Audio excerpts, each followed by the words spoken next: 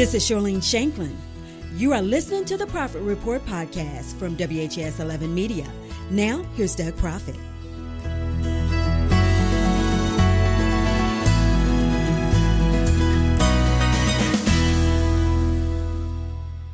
We have two visitors who love Kentucky right now, who don't care about COVID or presidential politics.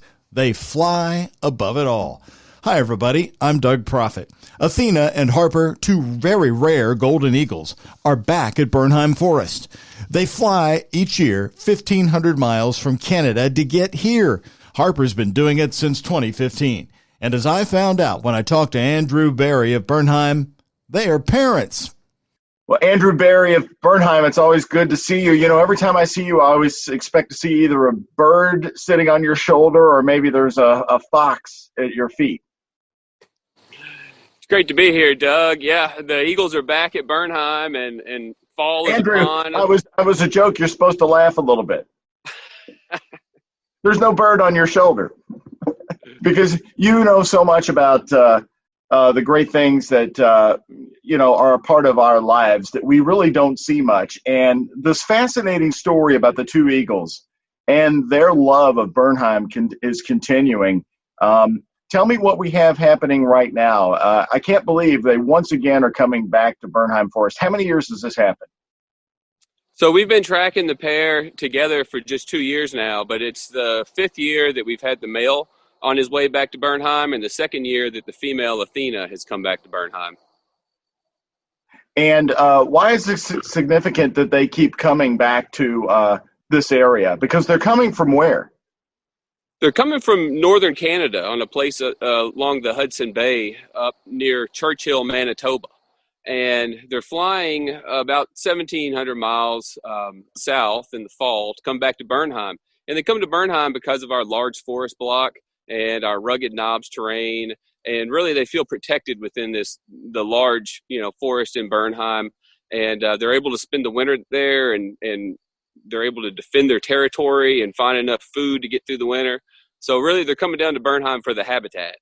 So you're excited because which of the golden eagles is back at Bernheim right now?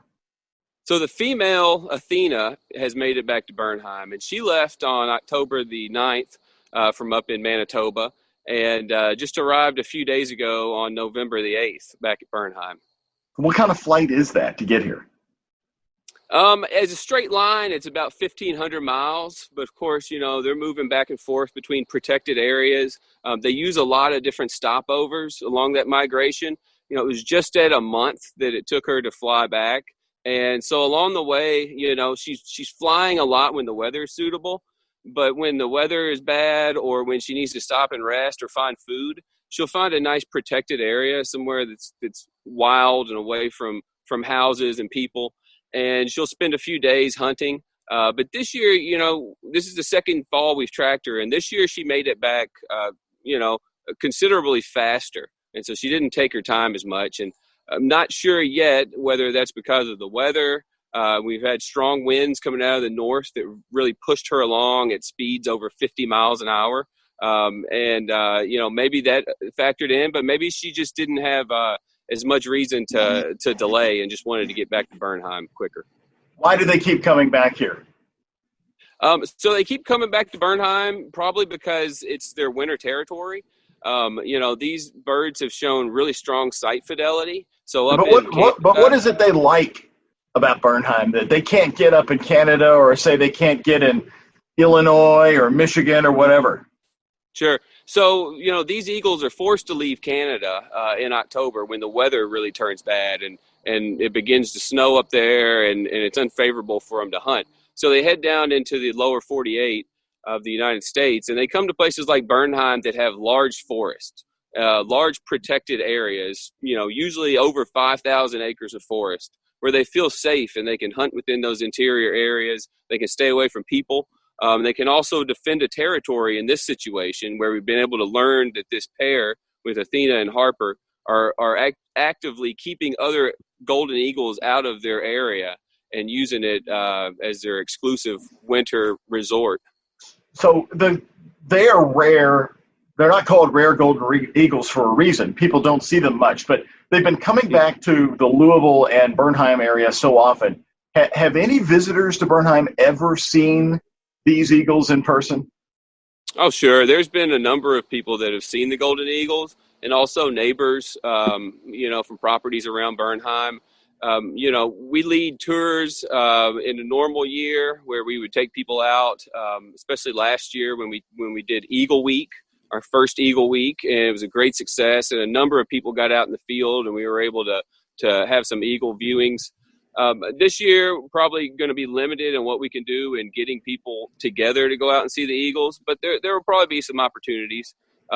People in the Arboretum often see the bald eagles instead of the golden eagles because they're a little less shy of people, and they've been around lately too. So there's been a number of sightings of the bald eagles. But, as we get further into winter, I think if people keep their eyes to the sky, oftentimes a golden eagle will look a little bit like a vulture. But you've really got to kind of, have a careful eye and probably some binoculars to be able to tell them apart.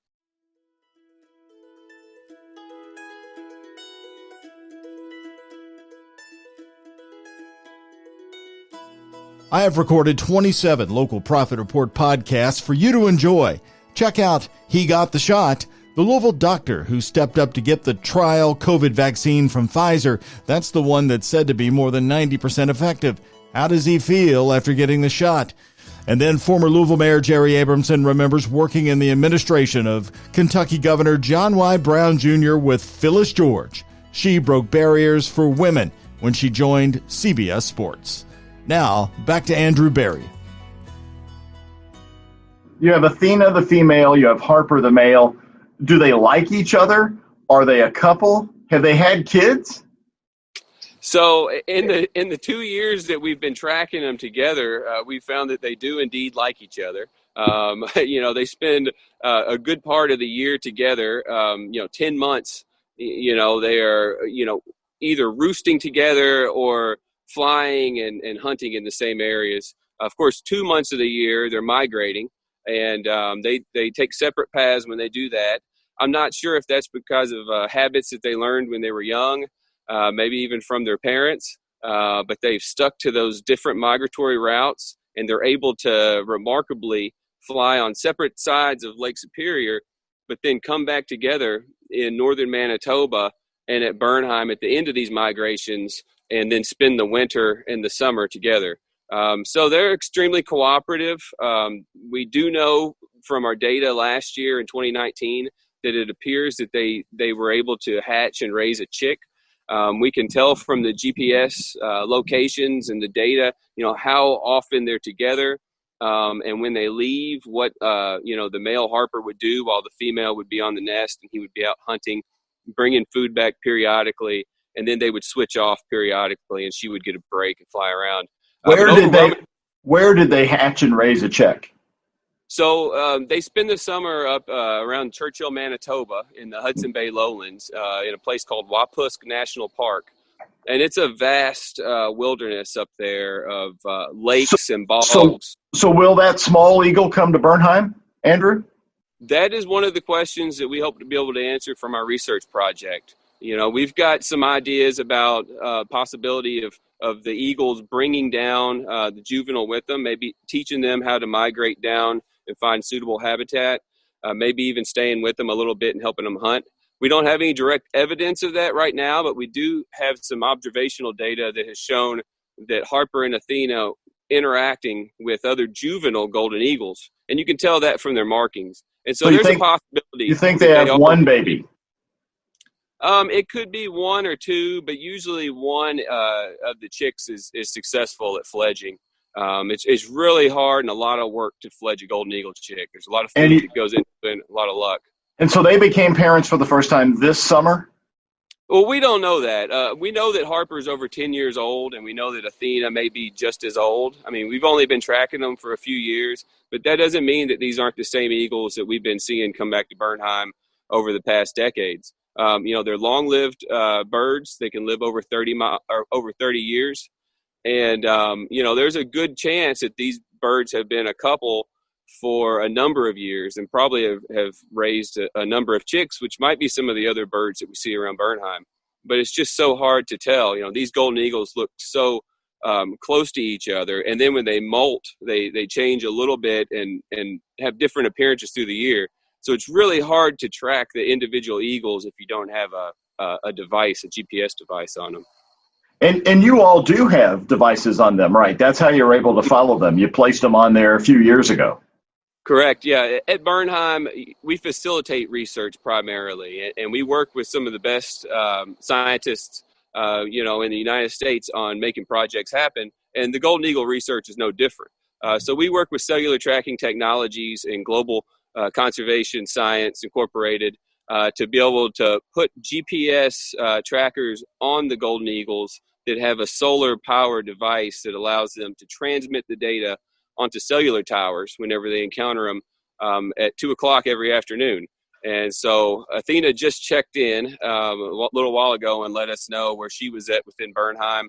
And so the eagles are able to do that, but it only transmits data whenever they're close to a cell tower. So they spend all summer up in the wilds of Canada building up this data. And then when they start migration back down to Bernheim, they'll upload all of it, and this happened in October. Where does she spend her time at Bernheim? So when the golden eagles are in Bernheim, they spend a lot of it, of their time within the large forest block. And so the Wilson Creek area, which is really in the center of Bernheim, 16,140 acres, is one of their favorite locations. And they also move into some of the territories and boundary properties around Bernheim, like Knob State Forest, and certainly fly around the Crooked Creek Boy Scout camp from time to time. And, anything that allows them to feel protected and able to hunt. In the winter, they're doing everything from scavenging on deer carcasses to hunting turkey, hunting rabbit. We've seen them preying on possum at Bernheim before. So they're hunting a variety of wildlife, but you just don't find that combination of large forest, prey base, and not a lot of humans in many places in Kentucky. And these habitats for the golden eagles within the lower 48 are really shrinking, and they're under attack from fragmentation, development and loss of habitat. You all get really excited every time they return. It's a tradition I think you now look forward to. Why is that? There's a bigger story that the golden eagles return to our area tells us. And what is that lesson? What should we know about that? Well, I think that, when you see the golden eagles returning in the fall, it really marks the migration of not just the golden eagle, but a lot of other migratory birds, which are moving this time of year, trying to find suitable habitat. It's really remarkable to see the golden eagles that come from such a wilderness up in northern Manitoba to make that long journey. And then, look at Bernheim as being one of their prime habitats to come back to, and seeing Bernheim as a safe place. I think it means a lot for what we do to manage the land and what we offer for a whole host of biodiversity. And so, when we start seeing the eagles coming back, we get really excited. And it's the same in the spring. It really kind of almost marks when the golden eagles leave in the second week of March, it really kicks spring into gear, and you really know that the seasons are changing. Let's talk about the fact that Bernheim and its flora and fauna, it got a lot richer for several months when you shut it down starting after March because of the COVID increases throughout the state of Kentucky at the time. And then you reopened it to a reservation system. I thought that was a fascinating way to manage a forest and the visitors there. How did that work? Tell me about that. And is that something you may have to go back to? Right. Well, the biodiversity didn't get any richer, but you certainly saw more wildlife when there weren't people in the arboretum. And we had, turkey and coyote and bobcat coming out of the edges of the forest and being spotted by some of Bernheim staff, at times of the day when we just weren't seeing them in years previous. We were trying to figure out how to adjust and, adapt to the COVID crisis as much as everybody else was. Safety really was our primary concern for our visitors and for our staff. It really was a hard time. It was the longest that Bernheim had ever had to close their gates. We're really happy that we were able to reopen on July the 7th and start inviting people back on a reservation-only basis. That allowed us a little bit of time to figure out the process. Rangers, just did an incredible job, as well as the visitors who were really understanding and well-behaved and really got what Bernheim was trying to do to provide a safe space for them. Then you reopened the gates and you said, okay, you don't need to do the reservation system. Yeah. What kind of influx of crowds have you seen since then as we're now going through the fall? Yeah. So after, several months of having reservations, we were able to reopen the gates to full visitation. And we've had an incredible outpouring of appreciation and support in doing that. People are back and really enjoying Bernheim. As you know, the weather has been absolutely phenomenal. And, the Arboretum looks great. The horticulture staff has been doing a fantastic job. We have a number of new art exhibits, including one by Gabriela Boros, Phenomenal, which highlights Kentucky women and plants, which is just a great viewing along Lake Nevin. And we've had 90% of the capacity that we had in 2019 before the pandemic, which really says something. People in Louisville and throughout the communities around Bernheim are looking to get outside. It's hard. People aren't able to go convene like we used to do this time of year at restaurants and malls and movies. And Bernheim is that outlet. And we also offer, peace of mind and a respite, get away from some of the background distractions in our everyday life and our concerns and just get out to Bernheim and walk around. We encourage all of our visitors to wear a mask when they come through our gate, when they engage with our staff at the kiosk, or when they're interacting or approaching other people in the park. But, other than that, Bernheim's a great place to come out and breathe the fresh air. As we wrap it up, Andrew, you still haven't seen another sighting of a bear, have you? I love the bear. I wish the bear would come back. Well, tragically, Doug, we had the black bear that was hit and killed on I-65 just a little over a month ago, which was, a bear that had been hanging around Bernheim and had been photographed by a number of our neighboring residents. And, it just goes to show that even within a place like Bernheim at 16,000 acres, without these wildlife corridors and without these connectivities to allow wildlife to move around, they're always going to be at danger from things like roadways and other development projects. And, it was just a shame to see that happen. There are other bears in the area, and I think there's going to continue to be. But I just hope that people and wildlife can figure it out and learn how to work together so that we can all coexist over the centuries to come. Always good to see you, Andrew. Thank you very much. And folks want to check out your all's website. It's excellent. And it's bernheim.org. And it's just 20 minutes south of the Gene Snyder Freeway. And wham, you're there in the middle of an amazing forest land. Thank you very much, Andrew. Thank you, Doug. I really appreciate it. Take care. And thank you very much for listening. I hope you make the drive 20 minutes south of the Gene Snyder Freeway to visit Bernheim Forest, one of my family's all-time favorite places. If you need to reach me, my email address is dprofitt, that's one word, DPROFFITT @WHAS11.com. This is a production of WHAS 11 Media.